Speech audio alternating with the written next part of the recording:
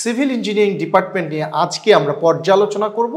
আমরা জানতে চেষ্টা করব সিভিল ইঞ্জিনিয়ারিং কি, এই সাবজেক্টটি কেন আমরা পছন্দ করব, এই সাবজেক্টের সরকারি চাকরির বাজার, বেসরকারি চাকরির বাজার, স্যালারি স্ট্রাকচার কেমন, এই সাবজেক্ট পড়তে আমাদের কি কি দক্ষতা থাকা প্রয়োজন, এই সাবজেক্টে ভালো করতে কি করণীয়, সামগ্রিক বিষয়ে আমরা স্টেপ বাই স্টেপ আলোচনার মাধ্যমে তুলে আনার চেষ্টা করব। পুরো ভিডিও দেখলে আপনার এই ডিপার্টমেন্ট সম্পর্কে ভালো একটি ধারণা হবে বলে আশা রাখছি।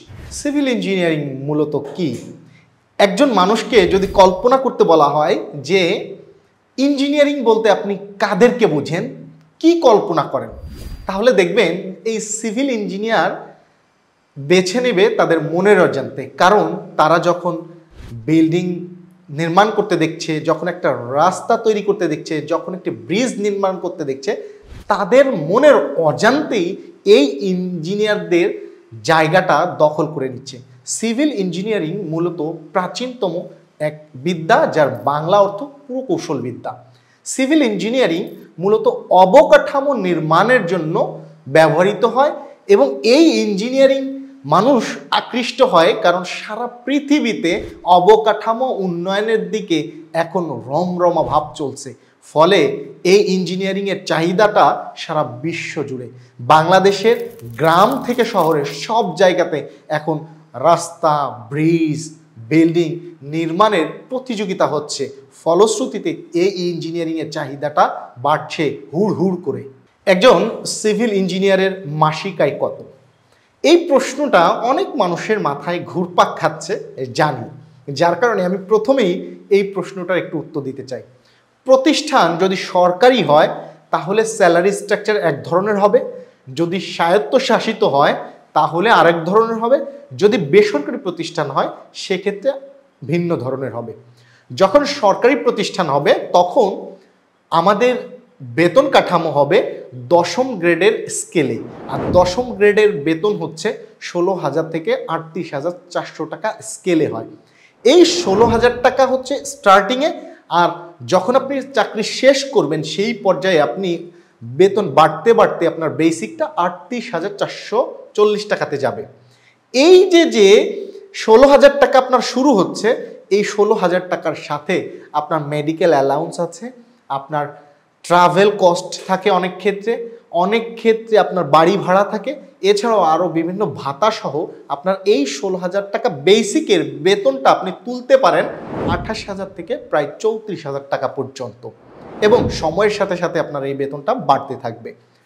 যখন আপনি স্বায়ত্তশাসিত চাকরি করছেন, এইটা সম্পূর্ণ সরকারি না, কিন্তু সরকারি মালিকানাধীন প্রতিষ্ঠান হলেও ওই প্রতিষ্ঠান নিজেই নিজেদেরকে পরিচালিত করে নিজস্ব আইন কানুনের মাধ্যমে, এবং এই প্রতিষ্ঠানে আপনি 10ম গ্রেডের চাকরিতে স্টার্টিং স্যালারি পাবেন 39 থেকে 40,000 টাকা।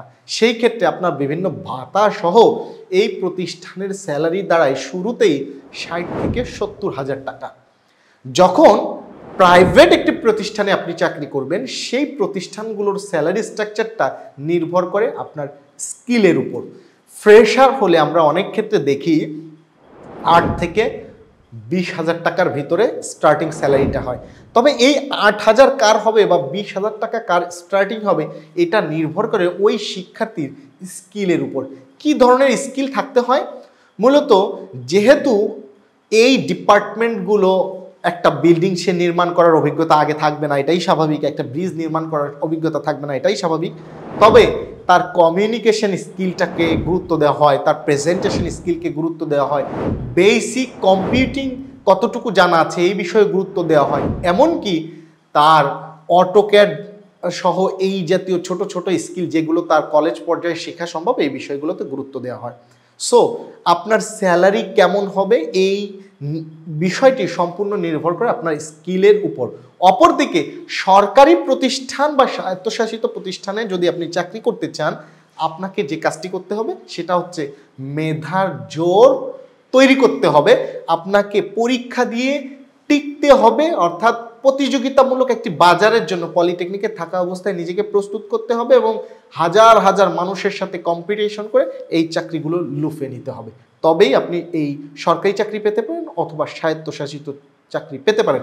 তবে বর্তমান তরুণ প্রজন্মের স্বায়ত্তশাসিত চাকরির দিকে বেশি ঝোঁক, কারণ এখানকার স্যালারি স্ট্রাকচারটা অনেক হাই থাকে। সিভিল ইঞ্জিনিয়ার হিসেবে আপনার ক্যারিয়ারটা কেমন হতে পারে?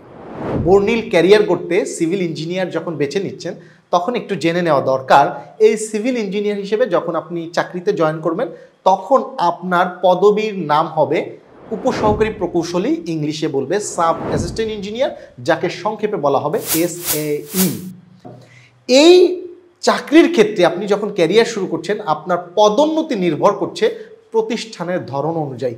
কোনো কোনো প্রতিষ্ঠানে আপনি একেবারে সর্বোচ্চ পর্যায়ে প্রধান প্রকৌশলী হিসেবে আপনি চাকরি জীবন শেষ করতে পারবেন। তবে এখানকার পদোন্নতি নির্ভর করবে আপনি কোন প্রতিষ্ঠানে চাকরি করতে পারবেন, কারণ সরকারি প্রতিষ্ঠান হিসেবে যখন আপনি আপনার ক্যারিয়ার শুরু করতে যাচ্ছেন এমন কোনো বাংলাদেশের প্রতিষ্ঠান পাওয়া যাবে না, এমন কোনো মন্ত্রণালয় পাওয়া যাবে না যেই প্রতিষ্ঠানে সিভিল ইঞ্জিনিয়ারদের চাহিদা নেই। বাংলাদেশ পানি উন্নয়ন বোর্ড, বাংলাদেশ রেলওয়ে, গণপূর্ত ভবন, LGED, রাজধানী উন্নয়ন কর্পোরেশন, ঢাকা দক্ষিণ সিটি কর্পোরেশন, সিটি কর্পোরেশন, এভাবে আমি যদি নাম নিতে থাকি আমার এই ভিডিওর লেন্থ 10 মিনিট 15 মিনিটে গিয়ে দাঁড়াবে। সো বুঝতেই পারছেন যে সমস্ত জায়গাতে আপনার চাকরির সুযোগ রয়েছে। আর এই চাকরিগুলোকে লুফে নেওয়ার জন্য আপনাকে কম্পিটিটিভ এক্সামের জন্য পলিটেকনিকে থাকা অবস্থায় নিজেকে প্রস্তুত করতে হবে, কারণ এখানে হাজার হাজার শিক্ষার্থী এই স্বপ্নের চাকরিগুলোর জন্য নিজেদেরকে প্রস্তুত করছে এবং প্রতিযোগী হিসেবে গড়ে তুলছে। আপনাকে পরীক্ষা দিয়ে এই পদগুলো লুফে নিতে হবে। এমনকি সিভিল ইঞ্জিনিয়ারদের বিদ্যুৎ বিভাগেও চাকরি রয়েছে। বিদ্যুৎ বিভাগ হিসেবে আপনারা যে পল্লী বিদ্যুতের নাম শুনেন, আপনারা যে PDVর নাম শুনেন, PGCVর নাম শুনেন, আবার অনেক জায়গার নাম শুনেন না, আর ঢাকা ডেস্কোর নাম শুনেন, বা নাম না শুনলেও অনেক অনেক প্রতিষ্ঠান, অর্থাৎ প্রত্যেকটা বিদ্যুৎ খাতেও একজন সিভিল ইঞ্জিনিয়ারের চাকরি রয়েছে। সো এই বিদ্যুৎ খাতের স্যালারিটা সবসময় একটু হাই হয়ে থাকে এবং আমরা স্বায়ত্তশাসিত যে প্রতিষ্ঠানগুলোর কথা বলছিলাম সেই স্বায়ত্তশাসিত প্রতিষ্ঠানগুলো মূলত এই বিদ্যুৎ খাত। আর এই বিদ্যুৎ খাতের স্যালারি সর্বসাকুল্যে আপনি 60 থেকে 70 হাজার টাকা পর্যন্ত তুলতে পারবেন এমন অনেক প্রতিষ্ঠান রয়েছে। সো স্পেসিফিকভাবে আমরা যখন ক্যারিয়ার সংক্রান্ত বা চাকরির গাইডলাইন নিয়ে অন্য কোনো বই নিয়ে আসব, সেই বইয়ে আমরা এই নির্দিষ্ট প্রতিষ্ঠানের সুযোগ সুবিধা এবং চাকরির জন্য নিজেকে কিভাবে প্রস্তুত করবেন সে বিষয়ে আলোচনা তুলে ধরব। যেহেতু আপনারা নতুন, সেই ক্ষেত্রে আমরা বেসিক একটা সামারি আপনাদেরকে দেওয়ার চেষ্টা করছি। বেসরকারি হিসেবে আপনারা যখন বিভিন্ন প্রতিষ্ঠানে চাকরি শুরু করবেন সেই জায়গাতে 8 থেকে 20 হাজার টাকা আপনার স্যালারি হবে, এটা আমরা জেনেছি। এখানে আপনার পদমর্যাদা হবে উপসহকারী প্রকৌশলীর সমমান। তবে বিভিন্ন প্রতিষ্ঠানে বিভিন্ন পদে বিভিন্ন জন জয়েন করে, এটা একান্তই ব্যক্তিগত একটা চয়েস এর মতো নির্ভর করে। কেউ ফিল্ড অফিসার হিসেবে জয়েন করে, কেউ সার্ভেয়ার হিসেবে জয়েন করে, কেউ উপসহকারী প্রকৌশলী হিসেবে জয়েন করে। সো বর্ণিল ক্যারিয়ার করতে আপনার সরকারি, স্বায়ত্তশাসিত, বেসরকারি সমস্ত পর্যায়ে প্রায় সকল ধরনের প্রতিষ্ঠানে একজন সিভিল ইঞ্জিনিয়ারের চাকরি রয়েছে। সো সিভিল ইঞ্জিনিয়ারিং ক্যারিয়ার হিসেবে আপনার যাত্রাটা সুকর করার জন্য আরও অনেক কিছু জানা দরকার, অনেক কিছু বোঝা দরকার। স্টেপ বাই স্টেপ আমরা তুলে ধরছি, পুরো ভিডিওর সাথে থাকুন। বেসরকারি খাত নিয়ে একটু তথ্য জানিয়ে দিই, সেটা হচ্ছে real estate company, engineering farm, construction farm, consultancy firm, পরিবেশ নিয়ে কর্মরত বিভিন্ন প্রতিষ্ঠানে মূলত এই সিভিল ইঞ্জিনিয়ারদের চাকরির সুযোগ রয়েছে। এছাড়াও একজন সিভিল ইঞ্জিনিয়ার চাইলে কিন্তু আপনি যে পলিটেকনিকে পড়তে চাইছেন সেই পলিটেকনিকের, সরকারি পলিটেকনিকের শিক্ষকতা বা বেসরকারি পলিটেকনিকের শিক্ষকতা উভয়টিই করার সুযোগ রয়েছে। সেই সাথে আপনার দক্ষতা, অভিজ্ঞতাকে কাজে লাগিয়ে 5-10 বছর চাকরি শেষ করে আপনি নিজেও কিন্তু একটি রিয়েল এস্টেট ফার্ম বা কনস্ট্রাকশন ফার্ম বা কনসালটেন্সি এজেন্সি তৈরি করে কর্মসংস্থান নিজের তৈরির পাশাপাশি অনেক মানুষের কর্মসংস্থান তৈরি করতে পারবেন। সিভিল ইঞ্জিনিয়াররা মূলত কি কি কাজ করে থাকে এবং কোথায় কোথায় কাজ করে থাকে, কি ধরনের কাজ করে থাকে। একজন সিভিল ইঞ্জিনিয়ার মূলত এটি প্রাচীনতম একটি শাখা যে কোনো একটি নির্মাণ প্রকল্পের ডিজাইন এবং নকশা করে থাকে। সেটা হতে পারে একটি রাস্তা, হতে পারে একটি ব্রিজ, হতে পারে একটি বিমানবন্দর, হতে পারে একটি সেচ, হতে পারে একটি বাঁধ নির্মাণ। এই যে যে সামগ্রিক কাজ, এর ডিজাইন করা, এর নকশা করা, যেমন একটি ভবন নির্মাণ হবে, এই ভবনটা কতটা শক্তিশালী হবে, কতটা মজবুত হবে, এই বিষয়টাকে ক্যালকুলেশন করে স্ট্রাকচারাল ডিজাইন করে থাকেন একজন সিভিল ইঞ্জিনিয়ার। এটি কত বছর টিকবে এ বিষয়গুলো চিন্তা করে একজন সিভিল ইঞ্জিনিয়ার, অর্থাৎ এর নকশা, এর ডিজাইন সামগ্রিক কাঠামোর উপরে নির্ভর করে এই বিল্ডিংটা 10 তলা হলে কতটুকু শক্তিশালী হবে, এর জন্য কি করণীয়, এটি 100 তলা হলে কতটুকু মজবুত হবে, এর জন্য কি করণীয়, একটি বিমানবন্দর তৈরির ক্ষেত্রে কি কি বিষয় মাথায় রাখা দরকার, কিভাবে তৈরি করা দরকার, একটি বাঁধ নির্মাণের ক্ষেত্রে কতটুকু পানির আঘাত আসতে পারে উপকূলে, সেই আঘাতকে প্রতিহত করার জন্য কি ধরনের শক্তিশালী বাঁধ নির্মাণ করা দরকার, এই বিষয়গুলো ভেবে থাকে। এছাড়াও নানাবিধ নির্মাণ সংক্রান্ত যত কাজ আছে এই কাজগুলো মূলত সিভিল ইঞ্জিনিয়াররা করে থাকে। আর মেইনলি এটা ডিজাইন করা, নকশা করা, এর সক্ষমতা যাচাই করা, এই কাজগুলোই মূলত সিভিল ইঞ্জিনিয়াররা করে থাকে। একজন সিভিল ইঞ্জিনিয়ার হিসেবে যদি আপনি সফল হতে চান, ভালো একটি ক্যারিয়ার করতে চান, সেই ক্ষেত্রে আপনার যে বিষয়ে নজর থাকা দরকার সেটি হচ্ছে আপনাকে বিল্ডিং ম্যাটেরিয়াল টেস্ট করা সম্পর্কে জানতে হবে, ড্রয়িং সম্পর্কে ভালো ধারণা অর্জন করতে হবে আপনার ডিপ্লোমা ইঞ্জিনিয়ারিং লাইফ থেকে। আপনার কনস্ট্রাকশন কাজের স্ট্যান্ডার্ড কোড আছে, এই কোডগুলো সম্পর্কে আপনার জানতে হবে, এস্টিমেশন এবং বিল কিভাবে তৈরি করে এ বিষয়গুলো সম্পর্কে আপনার পরিপূর্ণ একটি জ্ঞান অর্জন করতে হবে। আর এছাড়াও একজন সিভিল ইঞ্জিনিয়ারের দুইভাবেই কাজ করতে হয়।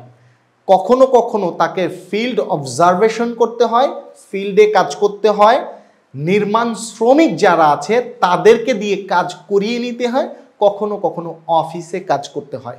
সেই ক্ষেত্রে মানুষের সাথে কমিউনিকেশন করার স্কিলটা সব সময় গুরুত্বপূর্ণ একজন ইঞ্জিনিয়ারের জন্য। সেটা আপনি হোক সিভিল ইঞ্জিনিয়ার বা অন্য কোনো ইঞ্জিনিয়ার, আপনার প্রেজেন্টেশন স্কিলটা খুব জরুরি।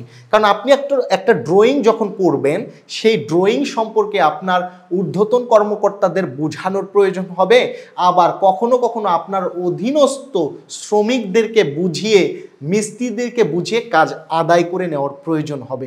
সেই ক্ষেত্রে আপনার প্রেজেন্টেশন স্কিলটাও খুব জরুরি। এভাবে আপনার এইটা যদি পড়াশোনা সংক্রান্ত বিষয়ের কথা বলি, তাহলে আপনার ম্যাথমেটিক্যাল টার্মের প্রতি গুরুত্ব দিতে হবে, বুঝার মানসিকতা থাকতে হবে, তাহলে আপনি এই সিভিল ইঞ্জিনিয়ারিং পড়ে ক্যারিয়ারে সফল হতে পারবেন। আর সর্বোপরি এটা মাথায় রাখতে হবে, পড়াশোনা করার কোনো বিকল্প নাই। আর এই সিভিল ইঞ্জিনিয়ারিং পড়ে যদি আপনি উচ্চশিক্ষা গ্রহণ করতে চান, সেই ক্ষেত্রে বাংলাদেশ সহ পৃথিবীতে আপনার কোনো জায়গাতে উচ্চশিক্ষা নেওয়ার ক্ষেত্রে কোনো ধরনের ব্যারিয়ার নাই। আপনি সরকারি বিশ্ববিদ্যালয়ে, এমনকি বেসরকারি বিশ্ববিদ্যালয় থেকেও সরাসরি সিভিল ইঞ্জিনিয়ারিংয়ে ডিপ্লোমা করে সিভিল ইঞ্জিনিয়ারিং ডিপার্টমেন্টেই বিএসসি ইঞ্জিনিয়ারিং করতে পারবেন, এবং বিএসসি পরবর্তী এমএসসি বলেন, পিএইচডি বলেন, সমস্ত শিক্ষা দেশে এবং বিদেশে অর্জন করতে পারবেন। সো সিভিল ইঞ্জিনিয়ারিং ডিপার্টমেন্টটি আপনি চুজ করবেন কি করবেন না, এই আলোচনার উপরে আপনি আলোকপাত করে শুধুমাত্র এই ভিডিওটা দেখলেই হবে না, বরং আপনার অন্যান্য সকল ডিপার্টমেন্টের পর্যালোচনাগুলো দেখে তারপরে যদি আপনি একটি ডিপার্টমেন্টকে মনস্থির করেন, এইটা আপনার জন্য উত্তম সিদ্ধান্ত হবে। আর এই ডিপার্টমেন্ট রিভিউ দেখে একটি কথা মনে রাখতে হবে, সেটি হচ্ছে আপনার সকল ডিপার্টমেন্টের রিভিউগুলো সুন্দরভাবে মনোযোগ সহকারে প্রয়োজনে 3 বার দেখা দরকার। দেখার পরে আপনার দেখবেন যে এক এক ডিপার্টমেন্টের রিভিউতেই এক এক ধরনের তথ্য চলে আসছে, সেই ক্ষেত্রে আপনার কিছু কৌতূহল তৈরি হবে। আর এই কৌতূহল তৈরি হওয়া মানেই হচ্ছে আপনি রাইট ওয়েতে আছেন। আর এই কৌতূহলের উপর বেসিস করে আপনার যদি কোনো প্রশ্ন থাকে, সফটম্যাক্স টিম কিন্তু আপনাকে তথ্য জানাবে। কারণ না জেনে আপনি কোনো সিদ্ধান্ত নিলে পস্তানোর জন্য রেডি থাকতে হবে, আর জেনে কোনো সিদ্ধান্ত নিলে ডেফিনেটলি আপনি সেই জায়গা থেকে বের হয়ে আসার, সফল হওয়ার রাস্তাও খুঁজে পাবেন ইনশাআল্লাহ।